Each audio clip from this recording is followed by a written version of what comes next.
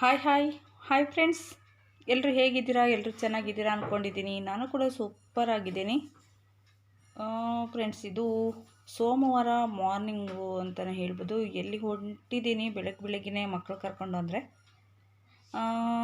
ಈ ತಿಂಗಳು ಬರೀ ತಿರುಗಾಟನ ಆಗೈತಿ. ಇವತ್ತು ಇವತ್ತು ವೀರಭದ್ರೇಶ್ವರ ಜಾತ್ರೆ ಇದೆ ಹಸ್ಬೆಂಡ್ ಊರಲ್ಲಿ. ಹಾಗಾಗಿ ಬೆಳಗ್ಗೆನೇ ಬಸ್ ಇದೆ. ಒಂದು ಬಸ್ ಮಿಸ್ ಆಗಿಬಿಡ್ತು ಇಲ್ಲಿ ಬಂದ ತಕ್ಷಣವೇ. ಹಾಗಾಗಿ ಇನ್ನೊಂದು ಅರ್ಧ ಗಂಟೆ ಬಿಟ್ಟು ಇನ್ನೊಂದು ಬಸ್ ಇದೆ ಇನ್ನೊಂದು ರೂಟಲ್ಲಿ.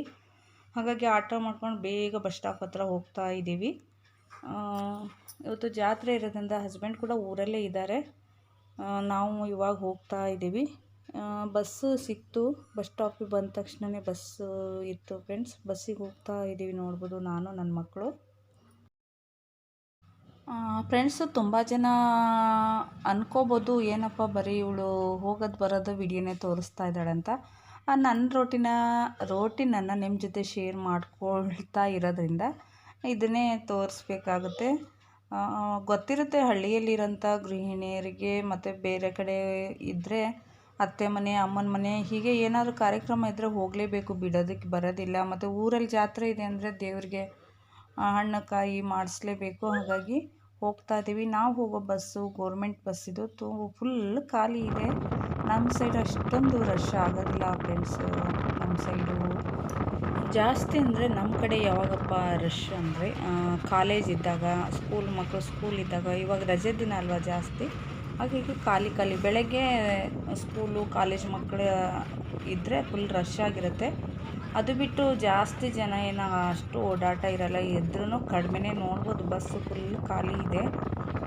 ಒಂದೊಂದು ಟೈಮ್ ಅಷ್ಟೇ, ಸಂತೆ ಇದ್ದಾಗ ಈ ಟೈಮಲ್ಲಿ ಮಾತ್ರ ಬಸ್ಸುಗಳು ಫುಲ್ ರಶ್ ಇರುತ್ತೆ. ನಮ್ಮ ಕಡೆ ಅಷ್ಟೊಂದು ರಶ್ ಇಲ್ಲ ನೋಡ್ಬೋದು ಗೌರ್ಮೆಂಟ್ ಬಸ್ಗಳು. ಫ್ರೆಂಡ್ಸ್, ನಾವು ಊರಿಗೆ ಬಂದು ಮತ್ತೆ ದೇವಸ್ಥಾನಕ್ಕೆ ಹೋಗ್ಬೇಕಲ್ವ, ಹಾಗಾಗಿ ಹೋಗ್ತಾ ಇದ್ದೀನಿ. ಎಲ್ಲರ ಮನೆ ಮುಂದೆನೂ ಕಲರ್ ರಂಗೋಲಿ ಹಾಕಿದ್ದಾರೆ, ನೋಡ್ಬೋದು ಫ್ರೆಂಡ್ಸ್. ಹಳ್ಳಿಗಳಲ್ಲಿ ಒಂದು ಹಬ್ಬ ಜಾತ್ರೆ ಅಂದ್ರೇ ಒಂದು ತುಂಬ ಚೆನ್ನಾಗಿರುತ್ತೆ. ಅಷ್ಟು ಚೆನ್ನಾಗಿ ಎಲ್ಲರೂ ಆಚರಣೆ ಮಾಡ್ತಾರೆ. ನಾನು ಕೂಡ ಬಂದು ರೆಡಿಯಾಗಿ ದೇವಸ್ಥಾನಕ್ಕೆ ಬಂದ್ವಿ. ವೀರಭದ್ರೇಶ್ವರ ದೇವಸ್ಥಾನ ನಮ್ಮೂರು ಇದು. ಹಾಗೆ ವೀರಭದ್ರೇಶ್ವರ ಅಂದರೆ ಇಲ್ಲಿ ಗುಗ್ಗಳ ಅಂತ ಮಾಡ್ತಾರೆ. ಇವಾಗ ಊರು ಒಳಗಡೆ ಹೋಗಿದೆ, ತೇರು ಎಳಿತಾರೆ. ತೇರು ಮತ್ತು ಅಲ್ಲಿ ಗುಗ್ಗಳ ಮಾಡಿಕೊಂಡು ಹೋಗಿದ್ದಾರೆ. ಅಲ್ಲಿಂದ ಬಂದಮೇಲೆ ಇಲ್ಲಿ ಮತ್ತೆ ಒಂದು ಸ್ಟೋರಿನ ಇದು ಮಾಡ್ತಾರೆ ಅದನ್ನ. ಹಾಗಾಗಿ ಇಲ್ಲೆಲ್ಲ ರೆಡಿ ಮಾಡಿ ಇಟ್ಕೊಂಡಿದ್ದಾರೆ. 3 ತೊಟ್ಟಿಲು ಮಕ್ಕಳಿಗೆ ಸಂಬಂಧಿಸಿದಂಥ ಒಂದು ಕಥೆನ ಹೇಳ್ತಾರೆ. ಇವರು ಪರುವಂತರು ಅಂತ ಕರೀತಾರೆ ಅವ್ರಿಗೆ. ಇಲ್ಲಿ ನೋಡ್ಬೋದು, ಇಲ್ಲಿ ನಮ್ಮ ಎಲ್ಲರೂ ಜನರು ಕೂತಿದ್ದಾರೆ. ಬಿಸಿಲು ಅಂದರೆ ಬಿಸಿಲು, ತುಂಬ ಬಿಸಿಲು ಫ್ರೆಂಡ್ಸ್. ನೋಡ್ಬೋದು ಫ್ರೆಂಡ್ಸ್, ಎಲ್ಲರೂ ಎಷ್ಟು ಚೆನ್ನಾಗಿ ರೆಡಿಯಾಗಿ ಕೂತಿದ್ದಾರೆ ಅಂತ. ಮದುವೆ ಈ ಥರ ಜಾತ್ರೆ ಅಂದರೆ ಹೆಣ್ಮಕ್ಳಿಗೆ ಏನೋ ಒಂಥರ ಸಂಭ್ರಮ ಸಡಗರ ಅಂತಲೇ ಹೇಳ್ಬೋದು. ಅವ್ರು ರೆಡಿಯಾಗೋದು ಮತ್ತು ಮನೆಯಲ್ಲಿ ಅಡುಗೆಗಳನ್ನು ಮಾಡೋದಾಗಲಿ, ಹಬ್ಬ ಹರಿದಿನ ಈ ಥರ ಜಾತ್ರೆಗಳಲ್ಲಿ ಏನೋ ತುಂಬ ಸಡಗರದಿಂದನೇ ಆಚರಣೆ ಮಾಡ್ತಾರೆ. ಹಳ್ಳಿಯಲ್ಲಂತೂ ತುಂಬ ಚೆನ್ನಾಗಿ ಮಾಡ್ತಾರೆ.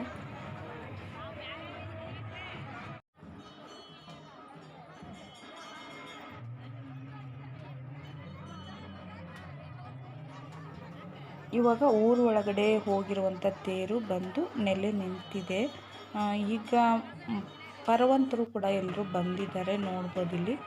ಈಗ ಒಂದಿಷ್ಟು ಸಾಧ್ಯವಾದಷ್ಟು ವಿಡಿಯೋ ಮಾಡ್ಕೊಂಡಿದ್ದೀನಿ. ಎಲ್ಲರೂ ಪೂರ್ತಿ ವಿಡಿಯೋ ನೋಡಿ, ಎಲ್ಲರೂ ಸ್ಕಿಪ್ ಮಾಡಬೇಡಿ.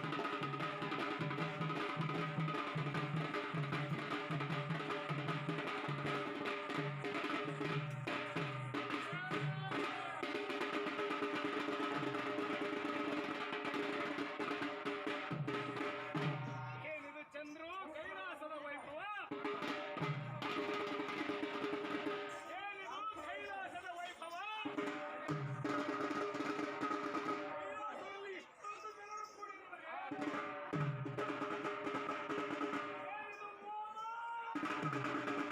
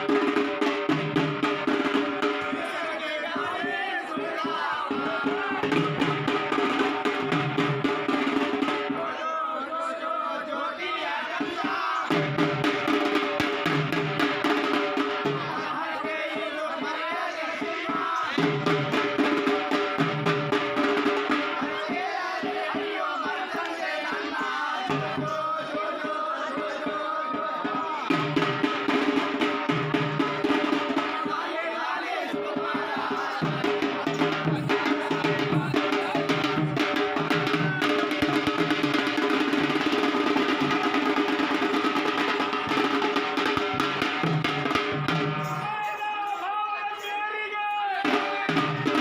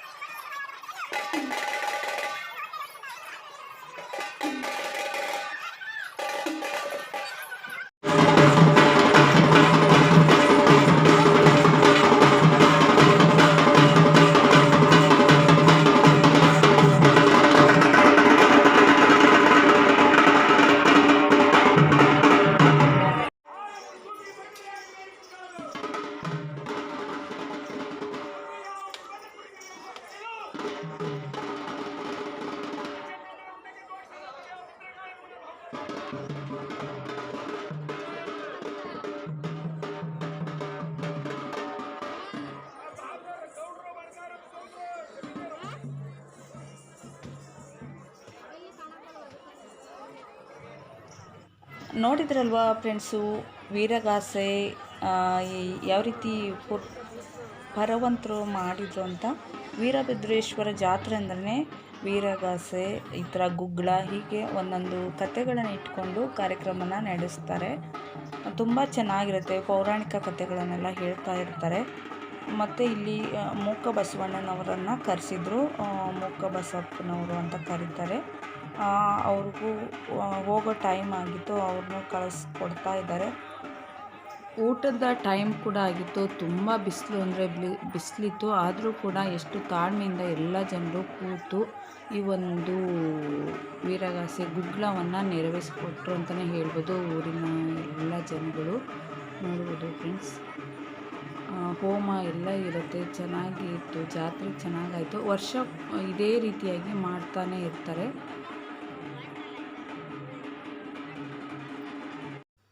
ಹಾಗೆ ನಾವು ಕೂಡ ತೇರಿಗೆ ನಮಸ್ಕಾರ ಎಲ್ಲ ಮಾಡಿಕೊಂಡು ಈಗ ಊಟ ಮಾಡೋ ಟೈಮು, ಊಟಕ್ಕೆಲ್ಲ ಅಲ್ಲೇ ರೆಡಿ ಮಾಡಿದರು ದೇವಸ್ಥಾನದ ವತಿಯಿಂದ. ಹಾಗೆ ಊಟ ಎಲ್ಲ ಮಾಡಿಕೊಂಡು ಮತ್ತೆ ನಾವು ಅತ್ತೆ ಮನೆಗೆ ಹೋದ್ವಿ. ಅತ್ತೆ ಮನೆಗೆ ಹೋಗಿ ನೆಕ್ಸ್ಟ್ ಡೇ ನಾವು ಊರಿಗೆ ಹೋದ್ವಿ ಫ್ರೆಂಡ್ಸ್. ಇದು ವೀರಭದ್ರೇಶ್ವರ ಜಾತ್ರೆ ದಿನದ ಬ್ಲಾಗು. ಈ ಒಂದು ವಿಡಿಯೋ ನಿಮ್ಗೆ ಇಷ್ಟ ಆಗಿದೆ ಅಂದ್ಕೊಳ್ತೀನಿ. ಇಷ್ಟ ಆಗಿದ್ರೆ ಲೈಕ್ ಮಾಡೋದನ್ನು ಮರಿಬೇಡಿ. ಮತ್ತು ಹೊಸಬ್ರಿದ್ದರೆ ಸಬ್ಸ್ಕ್ರೈಬ್ ಮಾಡಿಕೊಂಡು ಪೂರ್ತಿ ವಿಡಿಯೋ ನೋಡಿ ಸಪೋರ್ಟ್ ಮಾಡಿ. ಮತ್ತು ನೆಕ್ಸ್ಟ್ ವಿಡಿಯೋದಲ್ಲಿ ಸಿಗೋಣ. Thank you for watching.